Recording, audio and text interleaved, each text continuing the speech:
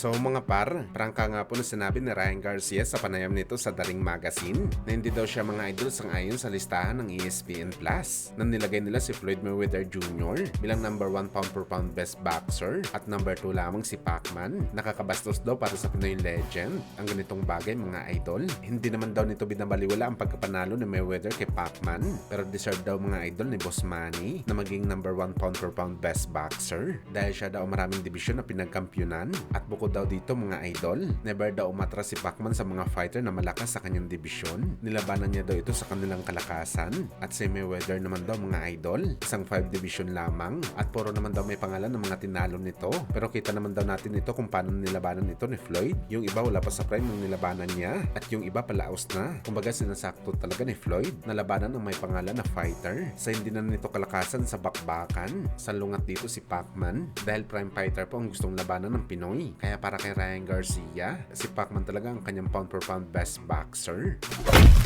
Samantala matapos nga po sa naging unang press con sa bakbakan sa pagitan ni John Rolel Casimero at Kiyonosuke Kamida kahapon, kung saan mga idol hindi lang pala sa face-off, naging mainit ang dalawang fighter. Maski pala sa press con mga idol, nagsagutan ang dalawang maangas na fighter na to. Ayon kay Kamida, hindi daw makatingin sa kanya na maayos si Casimero. Halatang natatakot daw ito sa kanya. At kagaya sa ina-expect natin mga idol, tinawanan lamang ito ni Casimero. At brutal na sinabi ni Alas sa harapan mismo ni Kamida na 1 round lang daw ang tatagal nito sa bakbakan.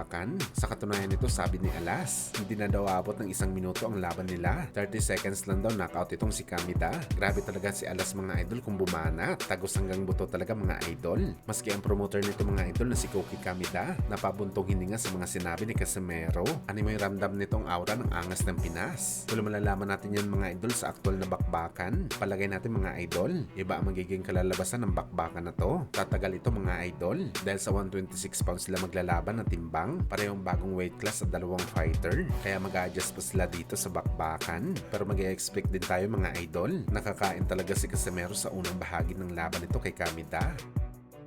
Samantala speaking kay Casimero mga idol, nagbigay naman ito ng reaksyon sa paparating na laban ni Naoya Inoue kay Alan Picasso na ayon sa kanya mga idol, easy fight na naman daw ito kay Inoue dahil hindi naman daw kalebel ng Hapones itong si Alan Picasso. Puro daw hindi kalebel ang mga pinapalaga ni Inoue. At ang tinanong naman si Alas mga idol, kung gusto pa ba nito labanan si Inoue, kagaya ng dati mga idol, kakasap rin daw si Cuadro Alas. Gusto niya daw makalaban si Inoue at talunin ito sa bakbakan para maging 4 division champion ito. Pero parang wala daw interest naman si Inoue na lumaban sa kanya at doon lang daw siya lumalaban sa mga ibang fighter na hindi naman ito kalibel. Kaya ngayon daw mga idol, wala sa focus ni Casimero si Monster. Focus daw muna ito kay Kamida para in-knockout ito sa bakbakan. Pero kumpiyansa naman si Casimero mga idol na sakaling matuloy ang laban nila ng Japanese Monster, siguradong siya daw mananalo sa bakbakan.